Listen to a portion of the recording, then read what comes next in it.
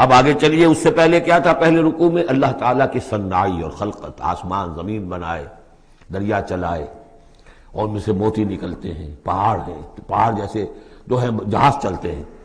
اب یہاں ایک اور ہی شان سے اللہ تعالیٰ نے بہت ہی عمدہ انداز میں، سوال کے انداز میں، نحن خلقناکم فلولا تصدقون، ہم نے تمہیں پیدا کیا تو کیا ہو گیا ہے تمہیں؟ کیوں نہیں تصدیق کرتے؟ کیوں نہیں مانتے کہ ہم دوبارہ بھی پیدا کر سکتے ہیں؟ کیوں تمہیں اس میں تعجب ہے؟ استبعاد کیوں نظر آتا ہے؟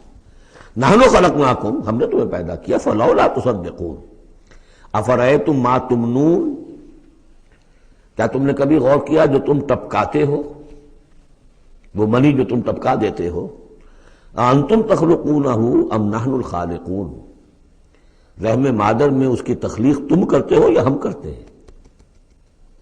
یہ بہت وہ انداز ہے کہ پالتا ہے بیج کو مٹی کی تاریکی میں کون، یہ بھی آگے آ جائے گا۔ یہ سارا تخلیق کا مرحلہ کون کر رہا ہے؟ جو ہم پڑھ چکے ہیں کہ 3 پردوں کے اندر وہ اللہ تخلیق کر رہا ہے،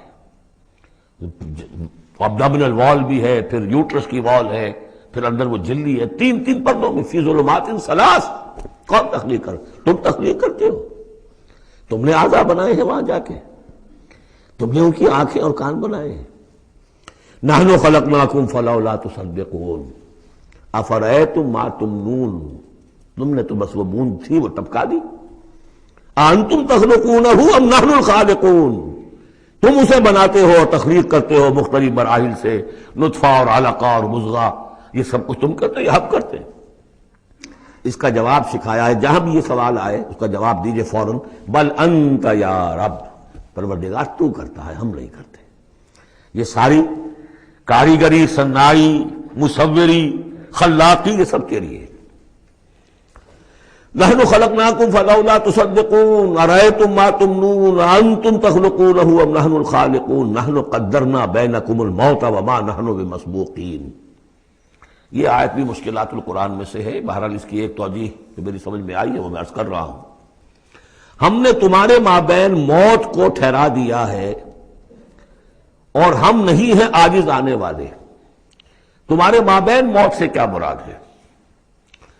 یہ جو 2 زندگیاں ہمیں ملیں گی، ایک زندگی اس دنیا میں ہے، اس میں ایک جسم ہے ہمارے پاس، اس کے ساتھ ہم زندہ ہیں۔ موت پر یہ جسم مٹی میں چلا جائے گا، لیکن وہ جان اور روح، اس کے لیے موت نہیں ہے۔ پھر آخرت میں اٹھایا جائے گا تو پھر ایک ہمیں جسم دیا جائے گا۔ گویا کہ ویسے شعور تو ہمارا ہی ہے، وہی ہمارا شعور چلے گا، کنٹینیوٹی آف کانشسنس، وہ تو روح اور جان کے ساتھ ہے جو منتقل ہو رہی ہے، جسم جو ہے وہ نیا ملے گا۔ یہ 2 جو تمہاری زندگی کے ادوار ہیں، اس کے مابین ہم نے ایک وقفہ ڈالا ہوا ہے، یہ موت کا۔ ہم نے یہ ذات سے حائل کر دی ہے، یہ تم ہی ہو، ادھر بھی تم ہو ادھر بھی تم ہو، موت کے اس سرحد پر بھی تم ہو ادھر بھی تم ہو، روح وہی ہوگی، جان وہی ہوگی، البتہ اس کے جسم جو ہے علیحدہ دیے جائیں گے۔ اقبال نے خوب کہا ہے، یا یہ کسی اور کا شعر ہے، موت ایک زندگی کا وقفہ ہے، یعنی آگے بڑھیں گے دم لے کر۔ لیکن اس میں جو اصل بات سمجھنے کی ہے، جو میں نے اس سے پہلے بھی عرض کی ہے، اور یہاں اس کو اچھی طرح سمجھ لیجیے، بہت واضح ہو کر یہ بات آ رہی ہے کہ جو آخرت میں ہمیں جسم ملے گا وہ بعین ہی یہ نہیں ہوگا۔ یہ جسم تو اس زندگی میں بھی وہی نہیں رہتا، بدل رہا ہے، مسلسل بدل رہا ہے، کنٹینیوس چینج میں ہے۔ یہ میرے خون کے خلیات ارب ارب آج ختم ہو چکے ہیں، نئے پیدا ہو چکے ہیں، کل وہ ختم ہو چکے ہیں، نئے آ جائیں گے۔ It's a continuous process. ہماری کھال کے اوپر سے جھلی پھسلتی رہتی ہے، اور بنتے رہتے ہیں، ناخن کٹتے رہتے ہیں اور بنتے ہیں وہ ناخن جو ہے۔ تو جو ہمیں پیدا کیا جائے گا تو بعین ہی کون سا جسم ہوگا؟ میرا 40 برس کی عمر کا جسم ہوگا یا 60 برس کی عمر کا جسم ہوگا یا 20 برس کی عمر کا جو جسم تھا وہ ہوگا؟ کون سا جسم ہوگا؟ تو جسم یہ نہیں ہے، جسم اور ہوگا، لیکن ہوگا اس جیسا، جس کے اندر سارے یہ معاملات موجود ہوں گے، اور یہ کہ اس کے اندر جو جان اب دوبارہ ڈالی جائے گی اس جسم کے ساتھ جو ملحق کی جائے گی، وہ اپنے اس شعور ذات کے ساتھ، وہی شعور ذات جو ہے وہ منتقل ہو جائے گا۔ تو نحن قدرنا بینکم الموت، گویا کہ ہم نے ہی تمہاری 2 زندگیوں کے مابین موت کا پردہ حائل کیا ہوا ہے۔ وما نحن بمسبوقین، اور ہم اس سے عاجز نہیں ہیں، الا نبدل امثالکم، ہم تم جیسے وجود پھر پیدا کر دیں۔ تمہارے جیسے امثال. اور یہ بات قرآن مجید میں 3 جگہ آ چکی ہے. سورہ دہر میں تو اب آگے آئے گی. نحن خلقناہم وشددنا اسرہم واذا شئنا بدلنا امثالہم تبدیلا. امثال کا لفظ آتا ہے. اس سے پہلے ہم پڑھ چکے ہیں سورہ بنی اسرائیل میں اولم یروا ان اللہ الذی خلق السماوات والارض قادر علی ان یخلق مثلہم. اور سورہ یاسین میں آ چکا ہے اولیس الذی خلق السماوات والارض بقادر علی ان یخلق مثلہم.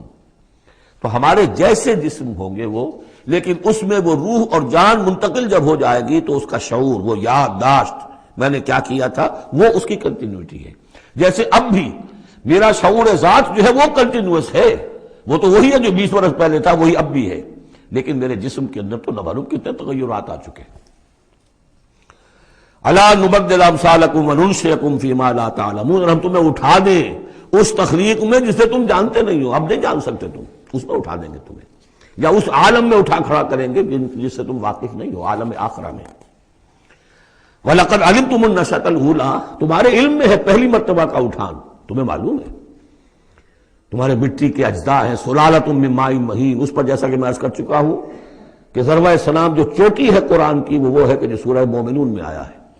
وَلَقَدْ خَلَقْنَا الْإِنسَانَ مِنْ سُلَالَةٍ مِّن طِينٍ ثُمَّ جَعَلْنَاهُ نُطْفَةً فِي قَرَارٍ مَّكِينٍ ثُمَّ خَلَقْنَا النُّطْفَةَ عَلَقَةً فَخَلَقْنَا الْعَلَقَةَ مُضْغَةً فَخَلَقْنَا الْمُضْغَةَ عِظَامًا فَكَسَوْنَا الْعِظَامَ لَحْمًا ثُمَّ أَنشَأْنَاهُ خَلْقًا آخَرَ فَتَبَارَكَ اللَّهُ أَحْسَنُ الْخَالِقِينَ. تو انسانوں تم اس کو تو جانتے ہو. وَلَقَدْ عَلِمْتُمُ النَّشْأَةَ الْأُولَىٰ. ہم نے پہلی مرتبہ جو تمہیں اٹھایا جانتے ہو کہ نہیں. فَلَوْلَا تَذَكَّرُونَ. تو کیوں نہیں عقل سے کام لیتے، کیوں نہیں نصیحت اخذ کرتے، کیوں نہیں سمجھتے کہ جس اللہ نے پیدا کیا تھا وہ ابھی تمہارا ہم جیسے پیدا کر سکتا ہے. اب آگے چلیے اللہ کی خلاقی کا ایک اور میدان. افرأیتم ما تحرثون. تم نے کبھی غور کیا جو یہ بیج تم ڈال کے آ جاتے ہو، دبا کر آ جاتے ہو کھیتوں میں، انتم تزرعونہ ام نحن الزارعون. کیا تم اگاتے ہو انہیں یا ہم ہیں اگانے والے؟ بل انت یا رب. کہیے نہیں اے اللہ تو اگانے والا ہے. پالتا ہے بیج کو مٹی کے تاریکے میں کون دریاؤں کی موجوں سے اٹھاتا ہے سحاب، کون لایا کھینچ کر پچھم سے بادے سازگار. خاک یہ کس کی ہے، کس کا ہے یہ نور آفتاب، کس نے بھر دی موتیوں سے خوشے گندم کی جیب، موسموں کو کس نے سکھلائی ہے یہ خوئے انقلاب. یہ کس کا نظام ہے؟ دے خدایا یہ زمین تیری نہیں، تیری نہیں، تیرے آبا کی نہیں، تیری نہیں، تیری نہیں. یہ زمین اللہ کی ہے، اس میں جو کچھ بن رہا ہے اللہ کی کاریگری ہے. افرأیتم ما تحرثون. تم جو بوتے ہو کبھی سوچا تم نے؟ انتم تزرعونہ ام نحن الزارعون.